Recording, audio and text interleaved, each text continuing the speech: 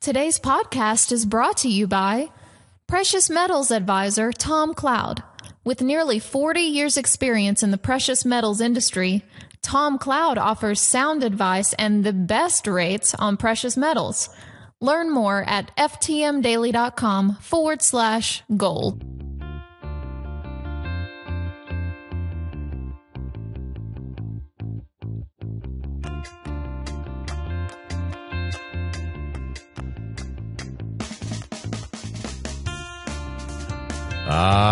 Friends, welcome to the Tuesday edition of Follow the Money Daily, a daily podcast dedicated to your personal, spiritual, and financial freedom, found right here every single weekday on ftmdaily.com. That stands for Follow the Money Daily. That's exactly what we do here each and every day. And my name is Jerry Robinson. I am your host, author of the book Bankruptcy of Our Nation, and the publisher here at ftmdaily.com. And as always, I'm joined by my beautiful co-host, wife, and national director of the Christian Financial Advisor Network, Jennifer. Great to have you this morning. Thanks, Jerry. Well, just a quick announcement before we get into the soaring stock market today is all of our subscribers, our FTM insiders, you should have received today an email with our Global Currency Monitor monthly report. So that comes out on the 1st of every single month. And we have updated our ratings on 9 different foreign currencies. Yeah, we have 4 right now that I'm calling a strong buy. I believe these are going to continue to go higher. So also people who have subscribed to just the Global Currency Monitor are able to receive that. We recently broke that product out of the FTM Insider, making it available just to those, because we had some people who said, look, I really just want that Global Currency Monitor.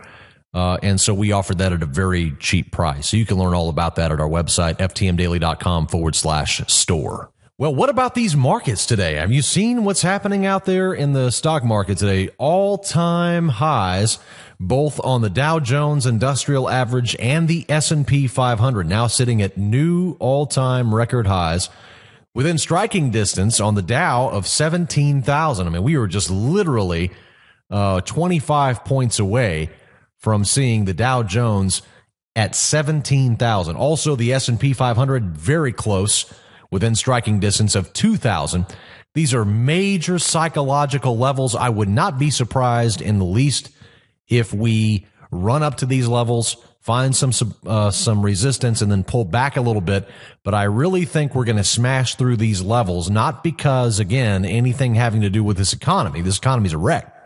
But the economies and the stock markets, as we've detailed over and over again for you, are separate.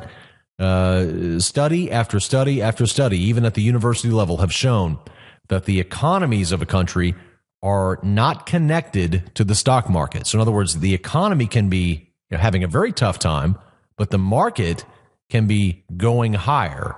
So don't ever get those two confused, because you'll often see a certain stock market somewhere around the world that's just really popping, and at the same time, their economy is just in the toilet. Jerry, is it a lag factor, or is it just totally separate things? It's totally separate things.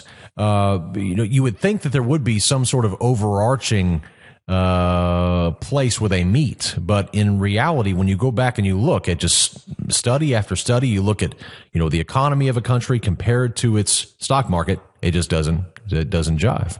Now, we take a look at what's happening here in the U.S. and we say, why are these stock markets popping? Well, if you've been listening to this broadcast for more than, a few days, you've heard me say over and over again for the last several years that this is what happens when you dump a bunch of money into the stock market. So we are seeing the effects of a massive amount of money that has been poured into the stock market.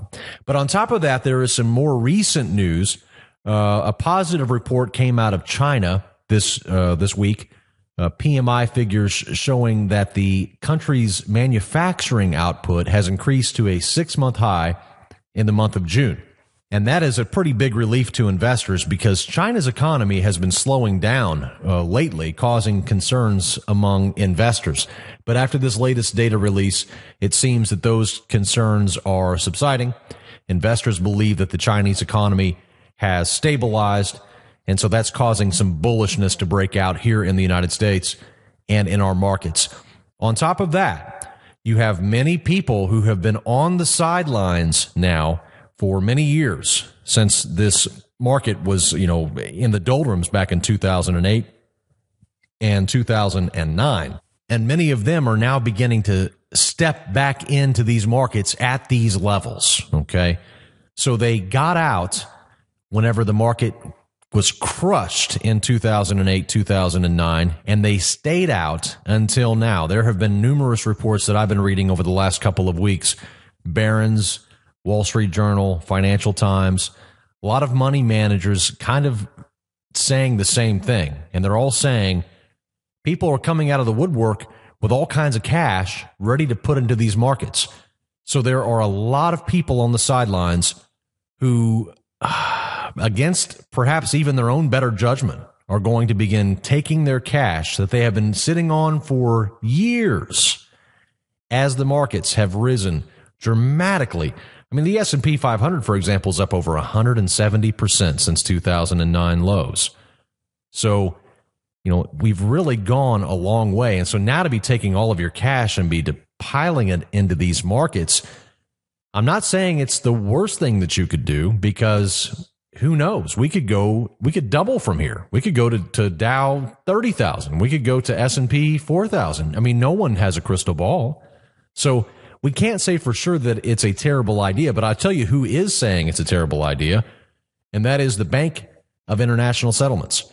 The Bank of International Settlements released its 84th annual report, where it warned its members that record low interest rates are generating conditions that will create another global financial crisis that may be worse than the first, if you can believe it. It's just absolutely insane. Before I just briefly talk about this report, I just want to clear the air on the Bank for International Settlements. There's quite a bit of conspiracy about this bank. This international financial organization, which is located in Basel, Switzerland, is one of the oldest, and it was established in 1930. It was originally there to facilitate reparations against Germany, according to the Treaty of Versailles in the wake of World War I.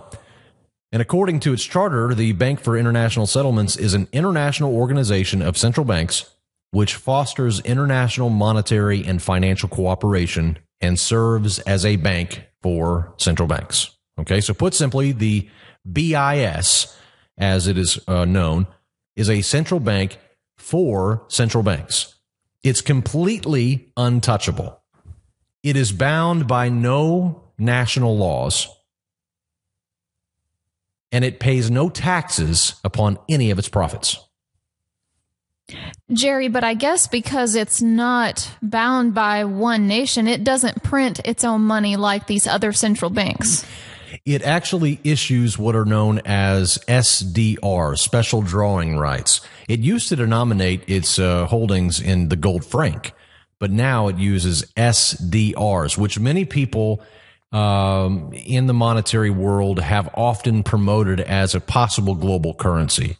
So the SDR, we'll probably do a show on what those are. In fact, I would like to get Adam Labor on the program. He is the author of The Tower of Basel, the shadowy history of the secret bank that runs the world. It's a great book that came out last year covering this Bank for International Settlements. But all throughout the decades, there have been all kinds of nasty allegations against the BIS, many of which had to do with the bank's cozy relationships with Nazis, right? Nazi Germany, people on the board who were, well-known Nazis underneath Hitler. The bank, however, came under massive fire because of that during the Bretton Woods era. And the United States, Harry Dexter White, and several others who were part of the Bretton Woods system, they wanted to get rid of the Bank for International Settlements. They knew it was corrupt. They wanted to get rid of it. But John Maynard Keynes didn't want to get rid of it, and he was very eager to see it remain in place. But its fate was sealed, and it was ordered to be closed down, dissolved, and liquidated until it was saved by the last minute by President Truman in April of 1945. By the end of the decade, I guess, the entire liquidation process had been reversed, and now we still have the Bank for International Settlements. It's a very interesting, intriguing, shadowy organization that invokes all kinds of conspiracy talk. And, whenever you have an organization this secret, it's bound to create these kinds of issues and problems. So today, the Bank for International Settlements is fully owned by central banks. It used to be that you could buy shares of the Bank for International Settlements. You could buy actually shares in the bank on the stock market. The bank was owned by private individuals. It was owned by governments. But today, that's not the case. It is completely owned, locked up by central bankers, the same way that the Bank of England is, the same way that the Federal Reserve is. So there's a little bit of background on the Bank for International Settlements. When you see their name in the news, which is very rarely, now you know who you're hearing about. Now, what they said in this 84th annual report was pretty stark. It says, I'll give you a quote. One of the things that it says in the report is that overall, it is hard to avoid the sense of a puzzling disconnect between the market's buoyancy and the underlying economic developments globally. So in essence, the BIS is blaming the continual monetary stimulus that has been pumped into the monetary systems around the world and the record low interest rates. They're blaming these two things for what we have now. And I've said this before on the program, that would it not be the height of irony if the quantitative easing and the Fed's attempt to create an economic quote unquote recovery, wouldn't it be completely ironic if that created the next economic crisis? I mean, that would be absolutely insane. Now, here is what you have. You have the Bank of International Settlements telling the central banks, you're doing too much. You're putting too much money into the system. You're leaving interest rates far too low for far too long. In essence, scolding them for their current policies. And it points to how these policies have led to a massive run-up in global debt. Private debt outside the banking sector is now 30% larger than it was before the financial crisis. So what we have now is a system that is encouraging even more speculation, policies that are setting us up to fail again, and the BIS is pointing it out. But again, if you look at investors and you see what they're doing, they clearly don't seem to mind that the central banks are running maniacal with their policy. I mean, if you look at the volatility in the equity markets, for example, you find that they're at historic lows. Investors are clearly ignoring potential risks to the global rally. The VIX index, for example, here in the United States, that looks at the overall volatility in the markets, has fallen in June to a 7-year low. And it's not just here in America where the complacency is. I mean, we keep track every single month on our global ETF cheat sheet, our global ETF report that we put out for all of our FTM insiders. And we keep track of all these markets and their overall trends. And we have seen just consistent growth in many markets around the world. It almost doesn't matter which market you put your money into over the last several months. It seems as if the policies of the Fed, the policies of the Bank of England, the policies of the Bank of Japan, these major banks are impacting the global stock markets and causing prices to go parabolic. Of course, we talked about Middle East stocks and how the markets in Dubai have just gone berserk. But what you may not know is that small cap stocks in India, for example, have risen over 60% so far in 2014. But let's focus back on U.S. stocks because that's where most of you are invested. And the S&P 500 right now is trading at almost 17 times the projected earnings of the stocks in the index, which is its highest valuation in 4 years. So stocks are extended. There's no way to argue that they're not overbought. The U.S. market right now has gone more than 2 years, 24 months without a 10% pullback, which again is also a warning sign. But whenever employees here in the United States open up their 401k statements, or people who open up their IRA statements when they get them from their brokerage firms, they are finding that their balances are rising, continuing to rise. Vanguard, for example, reports that the average 401k account balance rose from $56,000 in 2008 to a whopping $102,000 in 2013. So during that 6-year period, it's practically doubled in their 401k account. And this is slightly off topic, but I'm sure that those who had 401ks through the entire decade, it's probably just getting back up to where it was pre-2008, which is unfortunate. It is, but that's really not what people pay attention to. When they get that statement in the mail and they see that it went up, 10%. This year and, 30% last year and this, they just look and they say, oh, look, it's really working out well. So we do have short memories on that, unfortunately, but people who actually had the money and lost the money, they know. They certainly know. But, everything's not so cheery here in the United States. The economy is certainly not in good shape. I mean, asset prices are rising, but so are consumer costs. For example, a gallon of gas went from $2.40 back in 2009, whenever the market was low, up to now about $3.57 at the very end of 2013. So gas prices now stand at a 6-year high. That's hurting, right? That's hurting people. It's hurting consumers. Medical costs are soaring. The average employee's share of annual premiums for family health insurance coverage has increased from $2,400 back in 2003 to $4,500 at the end of 2013. And we've told you how food costs are rising. Of course, we don't have to tell you. You just go to the store and see. In the past year, the price of bacon, for example, in U.S. cities has increased by 16% to $5.69. That according to the Bureau of Labor Statistics. So while we see asset prices rising, we also see costs rising. But incomes are not rising the way that they should. They have been attached to the price of inflation. It seems as if inflation and the amount of income that people claim has been kind of rising in tandem. But we know that the inflation figures are flubbed, and so we're not really getting past those rising costs. So people are looking at the stock market and they're saying, I'm making money. They feel better. That's that wealth effect that we've talked about. And it just hasn't spilled over to all areas. It's only been the stock market. Now think about this. You have the Federal Reserve pumping in trillions and trillions and trillions of dollars. You go back throughout history, you've never seen anything like this before, ever.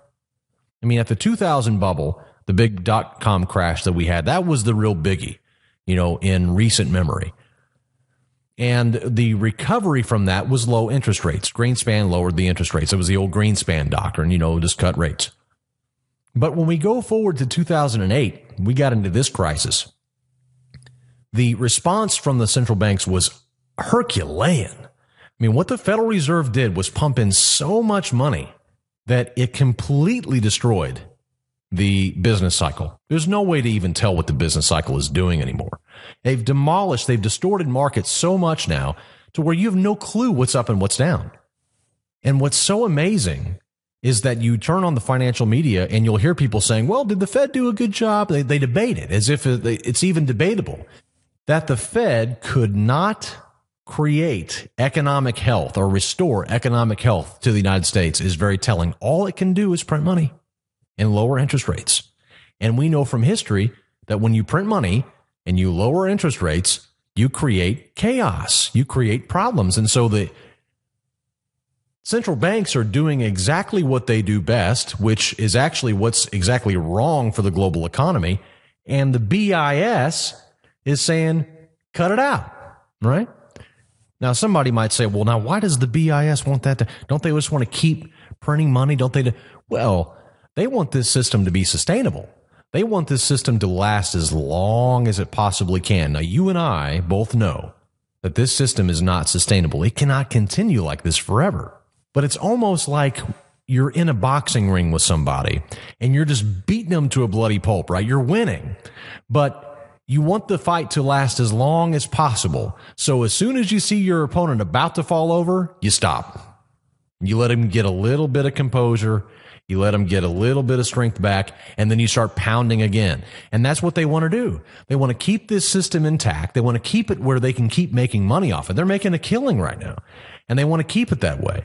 But they know if they crush the economy, then it'll be over, and they'll have to be replaced, and it'll be something else. So I really believe that the BIS is not really being responsible here. They're trying to cover their own hide. They know that if these central banks don't stop their current policies, and if they don't start operating more sanely, that it's going to come back to bite them in the end. So they're really looking out for themselves. BIS is a shady group, shady organization. They're fraudulent, just like the Federal Reserve, and you can't trust a thing that they say, because they're definitely not looking out for you. They're looking out for their buddies, the bankers. They're looking out for their owners. They're a private corporation. Now, how the central banks respond to this report will be telling. And I don't think this is all for show. I don't think that the BIS is putting this out because they just want to act as if they are responsible. I think they really know that we're about to hit a brick wall if we're not careful. They know that the central bank's got to pull back. Otherwise, this whole house of cards is going to implode. But, as I was saying earlier, if the Fed pumps in trillions and trillions of dollars, imagine you have a man on a gurney and he is near the point of death, and you break out the electric shocks and you begin to pound him on his heart, and you break out everything's unprecedented. You pull out every stop that you have, and you can't really get him back to health. You can't get his heart beating again. Then that's pretty bad. And that's exactly what the Fed has done. They've pulled out every stop, and yet we still have terrible unemployment. They've pulled out every stop, and yet hunger in New York City is now nearing an epidemic level. Hunger in the streets of New York. People can't pay their water bills in Detroit. In California, we have all kinds of crisis. You look around the globe and you see all kinds of economic chaos, and yet the market's rising. And people who are driving fancy cars are getting richer, and the poor are getting poorer. And this rising inequality throughout history has always been problematic. This is not going to end well. That's what we continue to tell you. This is the bankruptcy of our nation, and the rich are enriching themselves at your expense. And the only way that they keep you off their back is by pumping up your 401k, pumping up your IRA. They pump up those stock prices and keep you off their back. But the minute that they have to raise rates, and the minute that those stock markets begin to go back down, all hell's going to break loose. All hell's going to break loose. Do you really think the stock market will be rising if the Fed was not pumping in trillions of dollars? Do you think the stock market will be rising if interest rates were 7% right now? Wouldn't happen. The only reason why these markets are rising is because of the accommodative monetary policy. It's certainly not anything Congress has done, right? There's certainly nothing that Congress has done that's caused these markets to pop. It's certainly not the economic data. That's exactly what the BIS is saying. You look at the economic data, there's no reason why stocks should be going up. It's only because of the central bank intervention. It's only because of the money printing. It's only because of the low interest rate regime that has been put in place underneath these central banks around the world. So friends, it has never been more imperative for you to have your investments diversified. It's absolutely vital. So you're going to see stories about people piling into the stock market. You're going to hear people, maybe even your friends, saying, hey, we've got to get into the stock market. We've got to really enjoy this. And I don't know what to tell you as far as when the stock market will collapse. Is it going to collapse? Oh, you better believe it. But when is it going to collapse? We don't know. No one has a crystal ball. But what we do have is a service that I think that you should check out. It's our market barometer. For those of you who are not familiar with our market barometer, it is a very cool system that we developed some time ago that helped us identify and spot the crisis, the crash back in 2008, allowing us to get out of the market before the crash happened. And we've back-tested this system to find that it would have even called the 1929 crash. It would have got us out in time. And so I use this system. I'm using it personally. It's my own personal system that I use, and we share it with our insiders and with those who want to purchase it. If you want to buy it as a standalone service, it's $4.95. It's like the cheapest insurance you'll ever buy for your stock portfolio. And what it does is it tracks 10 different criteria that help us to know historically when the market is getting ready to change trends, when the trend is beginning to change. And so as soon as we get all 10 of those satisfied, we send out a massive alert to every single insider, to everybody who has the market barometer. And it says, okay, the markets are no longer green. The markets are yellow. Now here's what to do. Or if the markets move from yellow to red, then we'll send you out a email. And then as soon as the market trend changes again, then you get a green email. So in other words, you're always knowing which direction the overall market is moving, and you're able to position your investment portfolio accordingly if you so choose. Right. And I just have to throw this in there. It may be extremely elementary to many of our listeners, and I do apologize, but I have heard from people that I have met that they were unaware that they could take their 401k or 403b and move it into cash. They were unaware. And so that's what this market barometer helps you to think about and helps you make a better decision on whether you have a 401k or money in an IRA or just a regular brokerage account, whether you should be keeping it in stocks or moving it to cash or moving it to some other investment.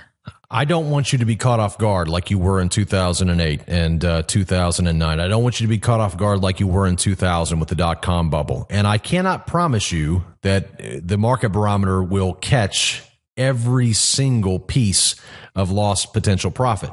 I can't guarantee you that. But what I can tell you is that going back and back testing our system, we missed the majority of almost every single major downturn. And so we plan on stepping out of this market before it, begins its major descent. And if you would like to be on that email list whenever we blast out and tell you that the trend has changed, then be sure to go to our website right now, ftmdaily.com/store, and look for the market barometer. You'll find it right there. And again, it's the cheapest insurance you'll buy for your stock portfolio, $4.95 a month or $49 per year. We have many financial advisors who actually subscribe to that, use it for their own clients. It's a very popular service. And if you want to get that and everything else that we offer for the most part, you can sign up for our Insider. It's a part of our Insider program. You'll find that there as well. On the other hand, there are some of you out there who are saying, I'd like to not just receive an email when the market goes down, but I'd like to receive some good stock trading ideas because I see many stocks rising. And for that, we offer our FTM Insider program, which comes with our daily trading idea known as our Trigger Trade Report. And when you subscribe as an FTM Insider, you get a daily trading idea every single day. Now, Jennifer, you have a list of some stocks that we have picked out. And what happens is every single day we send out these stock ideas to one idea every day to all of our insiders and give us some examples of how some of them have performed. Well, the stock idea comes out complete with what we call a trigger price. That's essentially the buy price. We recommend, or we suggest rather, a stop loss price. And then we offer some comments. And of course, we have daily status updates and an evening email that you can sign up for if you choose to. Not everyone wants to receive the email, but they just log in and look at the trading idea. So we send those out. And recently, we've had some really good, successful trades during the recent oil price increase. In June, we put ticker symbol XOP, which is the Spider Oil and Gas ETF. We put that out to all of our subscribers on June 6th. We bought it at $77.99. And Jerry, in less than 2 weeks, we made 7.2% on this trade. Along the same lines, in the oil industry, we bought ticker symbol KOG. And we actually bought this one on the day before the ETF. And in only 8 trading days, we made 6.9%. So we were definitely riding that train on the oil price increase, and we put those out to all of our subscribers. One of my favorite plays of the month of June was actually ticker symbol EWI, which is an iShares ETF that tracks Italy's stock market. Well, remember back on June 5th, whenever the head of the European Central Bank, Mario Draghi, announced the continued monetary measures to stimulate the European economy. Well, our subscribers were alerted to this ETF, EWI, as a potential buy 5 days prior to that announcement. And we were able to carve out a solid 3.25% gain in just 6 days on this Italy ETF. So there's just a sample of, some of the stocks that we have been, putting out to our subscribers. And you can get all the details about that. If you go to triggertradereport.com, you can go there and you can see all of our performance. We don't hide a thing. Any stock that we actually execute on, you're actually going to be able to see. So if we have losses, you'll see them. If we have gains, you'll see them. And you can see all of those there at triggertradereport.com. And that's where we just keep track of all of our different daily trading ideas. So anyway, those are a couple of, just a couple of services I wanted to bring to your attention because both of them could be very advantageous to you as an investor, as someone who has money in the stock market. You don't want to be in this market whenever it takes, whenever it begins to really move south. You want to be very careful. And as Jennifer just said, it's so imperative to know how to buy and sell within your own 401k or IRA because you don't have to always be in the market. You can go to cash sometimes. And if you don't know how to do that, run, don't walk to your local HR department and, at work and say, listen, I need to know how to go to cash in my 401k. If you don't know how to do that in your IRA, call your brokerage firm and find out how do I go to cash in my IRA, and that'll definitely protect you whenever the markets begin to move south. And just one more quick thought. We had a very sweet listener who wrote in just yesterday, actually, and she mentioned that she loves the podcast and is thinking about signing up for our FTM Insider service. She said that she actually has researched and studied finance and economics for quite some time, and it is fairly knowledgeable. However, she said oftentimes one good idea or one unique idea that you don't already know can pay for itself. When you sign up for FTM Insider, even if you just get one or two good ideas from that service for the whole year, it will pay for itself. Yeah. And so I thought that was an interesting comment that many of our listeners who find this podcast are probably somewhat knowledgeable in the realm of money, but we would say that we come at this from a very unique perspective. And if you'd like to try it out, we offer a full refund if you don't like it. So it's really no risk in trying it out. So for more information on our market barometer or our Trigger Trade Report FTM Insider program, you can go to our website, ftmdaily.com/store, and you can learn more there. Well, the stock market had a dramatic rise today. The S&P 500 closed at 1973. Gold and silver also had an up day. Gold is at $13.27 for the day and silver at $21.08, Jerry. Yeah, the stock markets, as we've mentioned in this program today, have just continued to rise strongly. We fully expect to see that S&P 500 hit that 2,000 point level. And no doubt about it, there'll probably be some resistance there, might, hit it and then pull back a little bit, but we fully expect to see it go through that 2,000 level, more than likely based upon the current momentum. Also, gold and silver, gold hit a 14-week high, this week amid a weak U.S. dollar and the ongoing turmoil that's affecting, Ukraine and Iraq, Middle East. Palladium, platinum also rising on the global growth and auto sales, silver holding well where it is. So we're pretty happy with the precious metals right now, and I think people who are invested are certainly happy. So, and by the way, on precious metals, if you don't have someone to turn to for that, if you have questions about precious metals, be sure to give Tom Cloud a call, 800-247-2812. And he's there to answer your precious metals questions Monday through Friday, 8 to 5 Eastern Standard Time. All right, friends. Well, that brings us to the end of our program. Thank you so much again for choosing to allow me into your life each and every day. As always, I leave you with this final word, this time spoken by the famous philosopher Socrates, when he said, "The unexamined life is not worth living." Just something to think about. Remember, friends, when you want the truth about the global economy, just follow the money. We'll see you right back here again tomorrow. Until then, God bless.